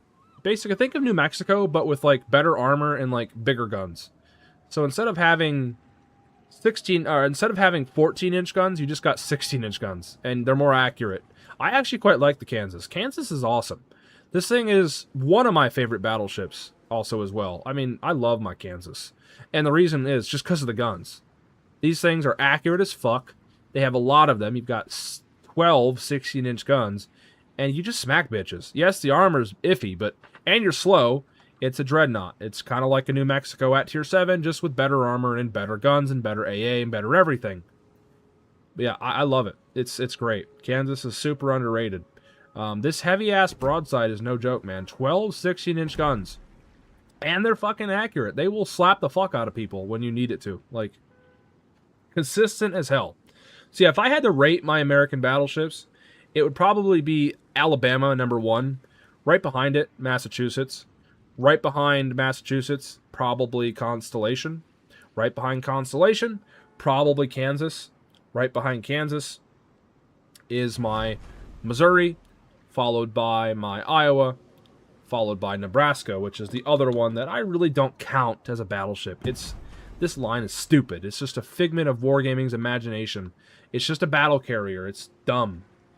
Kind of broken, honestly. These things should never been added to the game, in my opinion. They just, all these airstrike cruisers and carriers just fucking ruin the balancing, dude. It's horrible. But yeah, it's just, this thing is basically a fucking North Carolina with better armor or whatnot, and with planes, okay? There's nothing really needs to be said. But what needs to be said and what needs to be played is the Iowa. And we're running chromium barrels because it's a thing. Also, I forgot to mention, you have modifications on all of these things. What I usually run on all my American battleships is main battery mod 2 for the extra traverse speed for your guns. I run propulsion mod. It's nice. Usually I run concealment, but since this is a newer thing, sometimes I have plated barrels on. This makes your dispersion a little bit better. And then I run artillery plotting room because America and accuracy and nice. You just gotta have it. You just gotta have these things. Well, let's go into a game and play the Iowa. And let's see what happens. Are we gonna get my good Iowa, or are we gonna get my trash-ass Iowa? My Make-A-Wish Foundation, Wish.com, Temu-ass Iowa. Like, that's... I don't know, man. My Made in China Iowa. I think that's what's gonna happen. We're just gonna get our nothing burger Iowa. Let's see what happens. You never know. Oh, great. We're already off to a great start. We got 4 DDs. Yay. I love dealing with 4 destroyers. But yeah. Iowa's good at one thing and one thing only. Slapping people with its guns. And that it doesn't even do very good. So, I think it's ridiculous. The Iowa in this game is supposed to be a long-range sniper. And it can't, it isn't even on paper. It's not even the best at doing that. There's other ships out there that do it better. So, in my opinion, I don't know why, but I think Wargaming, they haven't done it, but they need to make all Iowas have a base 2.1 Sigma. And they gotta make their fucking, their dispersion way better. It's ridiculous how they all have a 1.8, 1.9 Sigma. It's actually ridiculous. These things are notorious for being snipers. They should just be snipers. And I'll every time I do any sort of talking about the Iowas in this game, I have to mention that. I cannot help myself. Don't get me wrong, I love my Iowas in this game, but I would love them so much more, and they would be my favorite battleships if they fucking had the best and most accurate guns in the game. Like, they should. They straight up should, because they are notorious for just being the snipers of all snipers. The guns of all guns. The most baddest motherfuckers on the 7 seas. The Iowas. And they can't even really do that well anymore. Just, I don't know. It's one of them things. Well, let's go out here and let's have a good time. We'll see how that fucking pans out. Have a good time, yeah. Enemy force detected. We'll fucking see. It all comes down to RNG. Alright. First salvo. See what I mean? Like with the accuracy? It's just all over the place. And that's with a spotter on. That's with a spotter active. And then Bismarck takes a shot at me with his front guns and just hits me for 8,000 damage. Because Iowa. Iowa's super long, super slow at turning. It's got fucking all the superstructure, even more so than the Alabama. And that's a major problem. It just is, unfortunately. Come on. That's better. That's nice. See, that is a good salvo. I love to see that. More of that. That is perfect. That is what I want to see every time. Just some nice, consistent guns. I don't need every single shell touching. I just want a majority of my shells to be in the vicinity where I'm actually lining up some hits. But you know it's bad in a world where a sunken submarine like the Bismarck is out-damaging an Iowa. Like, the Bismarck did nothing in real life to do anything, and it died. The Bismarck is a glorified fucking submarine. Like, and it can just do shit like that. Meanwhile, I struggle to do a lot, you know, to him. Just nothing. Like, not a whole lot. Wow, only 2 penetrations. Whoop-de fucking diddly-doo. And speaking of penetrations, oh my goodness, this Omano is getting fucking wrecked. R.I.P., good sir. I might be joining you here soon, because I have nobody over here to help spot destroyers. Because all my destroyers are over in Narniaville, over at A and B. I have no support over here. I love having no support. It's one of my many highlights, actually. Something you guys are going to deal with, too, in your Legends careers. Just having a bunch of nobodies going around, not doing anything to help the game and the outcome whatsoever. They just don't care. They don't pay attention to the minimap. They don't realize that, hey, there's a battleship and a cruiser way over there alone. I should maybe go over there and help them. No, they don't care. They don't care. You'll figure that out. You will figure that out. Doesn't matter what tier you play either. You get all these nothing people, nothing burger people everywhere you go. So, yeah.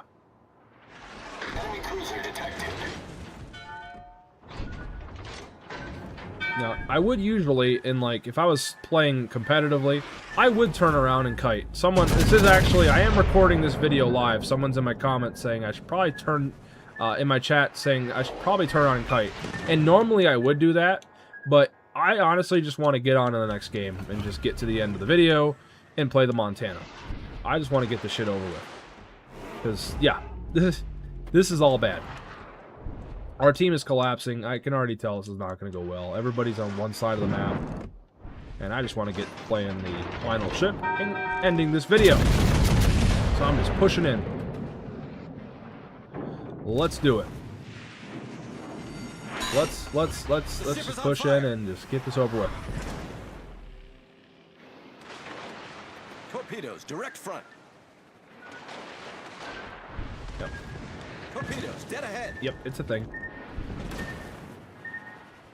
Yeah, already lost 2 destroyers in the first 5 minutes of the game. That all checks out.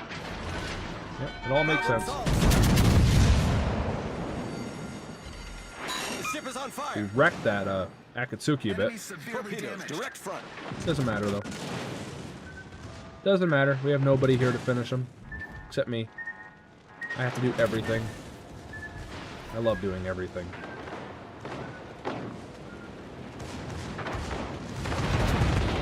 Oh yeah, give him all the damage. Yep. Bismarck. In real life, did nothing. Could just outdo everything.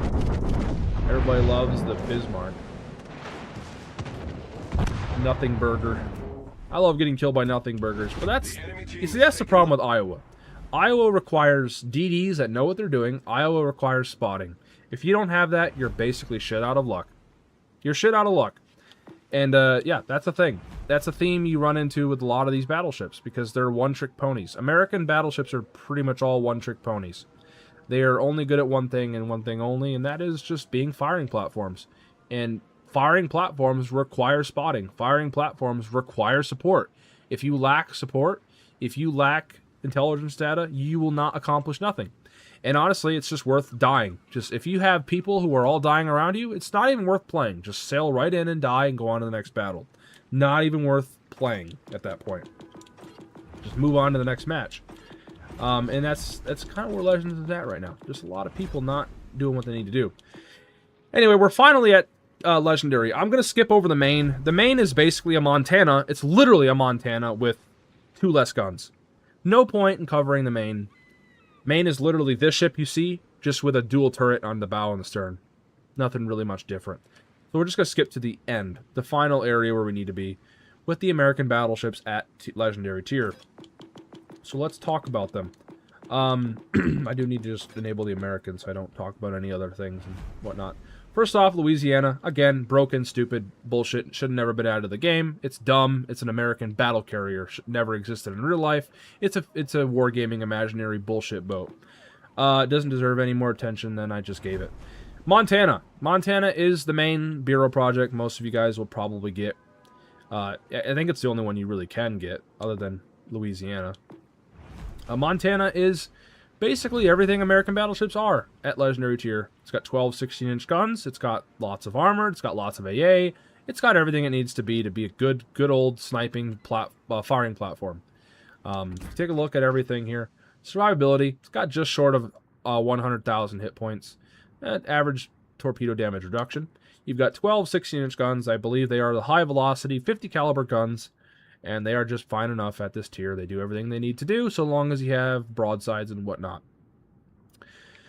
Secondaries, you have some, but again, don't depend on them. Your AA is great, but you're not really dealing with planes as much at Legendary tier. Your maneuverability is awful. It's basically an Iowa in terms of maneuverability. Your turning circle's bad. Your rudder shift is bad. It's just bad. Your concealment is average, just nothing special. Your armor's quite good. You got 32 millimeters of bow, stern armor. You got 50 millimeters of deck armor. You got all the armor. You're fine. Until you start facing a lot of overmatch. When you face Yamatos, when you face incomparables with 18+ inch guns, you will have a bad day because they can overmatch 32 millimeters of armor. But so long as you're dealing with other ships with only 16-inch guns, you should be fine. Taking away everything else, here's your Citadel. Your Citadel is kind of like every other American one. It's just at the waterline, just slightly below it sometimes. Most of the time, You're not going to get citadeled at close range as much. You're going to get mostly citadeled at medium to longer ranges, where shells are coming down at an angle, plunging fire into your deck, down into your citadel. That's where most of your citadels will be coming from. Yeah, it's the same armor scheme pretty much, except it has way better belt armor. The belt armor is absolutely phenomenal. It's got 400 millimeters of belt armor. That is fucking fantastic. That is beautiful. So, yeah, Montana. It's a nice, good old firing platform. That's what it's good at. It's nothing special. Ohio, it's basically a Montana. Literally a Montana hull. If you guys look at it pretty closely, literally the same thing. Camera really doesn't even move because it's literally a Montana hull. The only difference is Ohio has 18-inch guns. They are actually 17.9-inch guns to be exact, and I should mention that because there is a difference. You need 18.1-inch guns to overmatch 32 millimeters of armor. 17.9-inch guns on the Ohio cannot overmatch 32 millimeters of armor. A lot of people don't realize that. They think since they're in an Ohio, they can just overmatch everybody. That's not the case. You need to be at least in a Yamato or a incomparable to do the overmatching, or an Aki as well, one of the newer bullshit Japanese battle carriers. So yeah, Ohio is basically a Montana, just with slightly bigger guns. And finally, Rhode Island. Rhode Island is a bit newer. It's basically, it's all right. It's actually kind of good. It shouldn't be, but it is. What is it? It's like a battle cruiser, basically. It's got really bad armor for legendary tier. It's got 27 millimeters of bow armor. The belt armor's fine. And it has fast reloading 14-inch guns. This thing's really weird. And it's actually not bad. In my experience, it's fine for whatever reason. I think it's because of just the reload. The reload is really good. So yeah, it's got small guns, but they reload fast, and they have better accuracy, and it's just kind of dangerous. I don't know why. People don't expect it to do what it does. And it's also got radars and all that, and it can be a pretty viable secondary ship too. It's just an interesting, fun alternative to your standard firing platforms that are the Americans. There's also another battleship that I don't have, the Vermont. The Vermont is basically a pile of shit, but with big-ass guns. Not even joking. Literally, they call it a brick. They call the Vermont the brick because it's just a big ol' fucking brick with guns. Think of like Montana, but like bigger, fatter, slower, but with bigger guns and more accurate guns. That's it. That's Vermont in a nutshell. So if you manage to get your hands on a Vermont, just play it at longer ranges and don't be the center of attention and just slap the fuck out of people and hope for the best, because other than that, it can't do anything else. And obviously all of these, since they're Americans, like Iowa, Missouri, and then you got your tier 8s, your tier legendaries, all of these have good AA. They all have decent firepower. That's literally what these things are good at. They're just good at shooting. Because America, good at shooting. That's what we're good at. Anyway, for the final time, let's go into a game and let's play. I think by now, hopefully, you guys have kind of gotten what the American battleships are about. If you haven't, I will summarize it for you. American battleships, they are all about guns.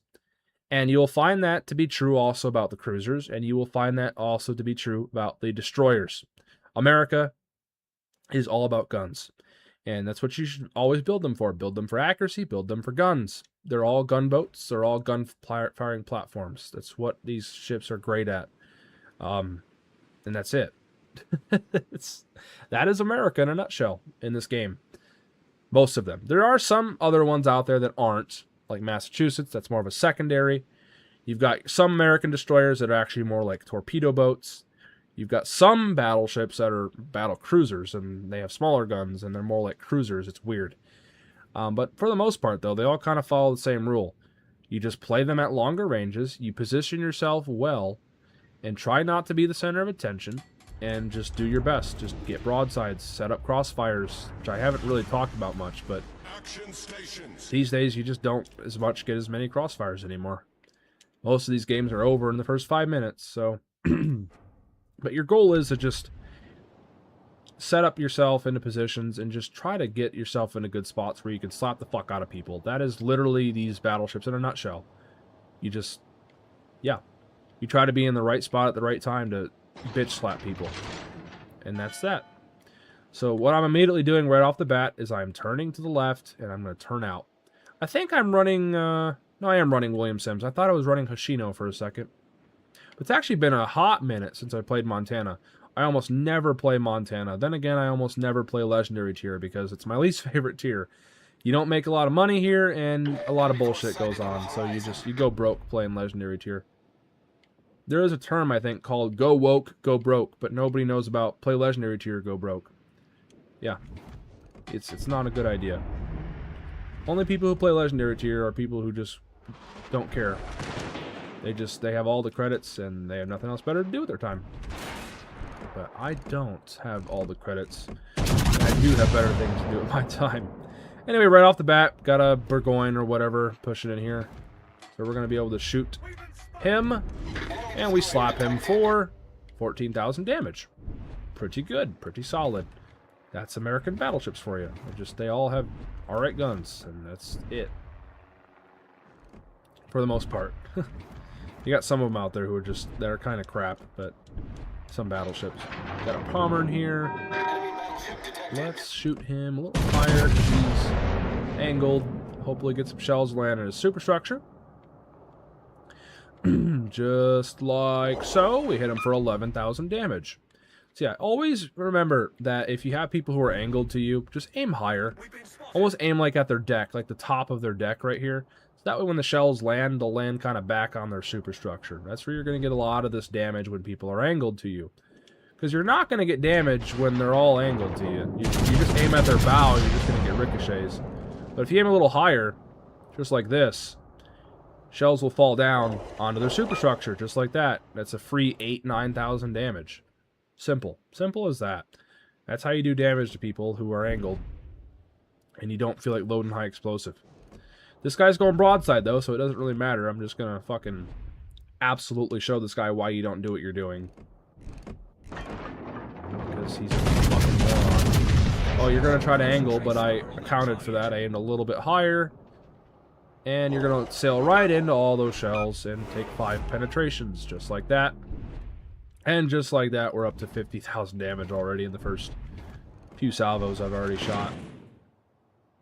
Pretty good. Not really worried. Palmer is in secondary range, but he's almost dead. He's on about 25,000-30,000 health, so he won't be on that for much longer. The way he's sailing and over-angling, he's going to be a dead man very shortly. We are absolutely walloping this poor dude. The ship is on fire. Not going to use my damage control yet. I'm trying to save it. I don't want to pop damage con and then, of course, get set on fire right after. We're just going to be patient. Let him die, and then we'll probably pop it. Heal up a little bit. I'm going to have to finish him here. And he should be a dead man. He is indeed. And I'll put out that fire. Pop my heal. We got a Rhode Island off my left side. I'm more worried about the Burgoyne, though. So I'm going to get myself behind this island so I'm shielded from the Rhode Island. And then I'm going to switch my guns off the right like I'm doing. And then focus on my right side. Yeah, trying to limit people who could shoot you. Pretty important, I would say. Problem solved, If you haven't figured that out by now, you probably should. Because obviously, if I'm just sailing broadside to him and them, it's just a bad day. You want to try to limit that a little bit. But this is a bad situation either way. Not good. I'm getting shot at by 2 Burgoynes. I'm getting shot at by a cruiser back there as well. So it's a good chance I'm going to die here. I've already taken quite a bit of damage, so, but I'm going to do as much damage before I go down, if I do go down. I still have 2 heals, so there's a possibility I could make it out alive, but it's all going to come down to if I can manage to have them not do as much damage to me, and I can just hold out until my heals come back. Let's see. Nope. Alright, he didn't do much to me. I'm going to aim for his guns because he's French. And we knocked out one of his guns. We broke one of his guns as well. That's less firepower on his end I got to worry about. But I still got another Burgoyne in front of me. And I got a fucking Khabarovsk firing at me as well. So this is just not good. This is not good at all. Luckily, this Burgoyne doesn't know how to aim high. So, got our heal active. Aim for his other gun here. Unfortunately, we didn't knock it out. And our shells went low instead of high, hit his turret. So. That is quite unfortunate, but hey, it is what it is. We're going to turn our attention over to the other guy, but he just smacked the shit out of us, so I don't think it's going to matter. We're going to die right about now. Hopefully if I can get my guns off, though, before that happens. Maybe. Oh, yeah. And before I died, though, I knocked out his gun, too. That's fantastic. I took out both of their guns. Haha. So I limited their firepower by about 30%. That's fantastic. So hopefully the team can carry this one to victory. The team is doing an alright job so far, so I have faith in them. But that, ladies and gentlemen, boys and girls, is going to conclude the video. That is all the American battleships, pretty much. Most of them. Hope you guys did enjoy Ultimate Guide to American Battleships. This is, I think, my longest video I've ever done. And it's all been done live as well on the stream. So, thank you to everybody who has stopped in and who has watched the video and all of that. And yeah, thank you guys for watching. If you guys have found this useful, be sure to go down there and let me know in the comments below. Hit the like button, hit the sub button. And of course, feel free to ask me anything in the comments below. I do read my comments, believe it or not. I may not respond to every single one of them, depending on how, many people are in there. But I do read them. If you have questions, I will most likely probably get back to you, and I will try to answer you. And there's also a lot of other people, too, in the comments who are helpful. They do help out a lot. People love to help. It's great. Legends has a lot of good people out there who love spreading information and helping. So that's a good thing. Anyways, nevertheless, ladies and gentlemen, thank you guys for tuning in, and I will catch you guys on the next one. See ya.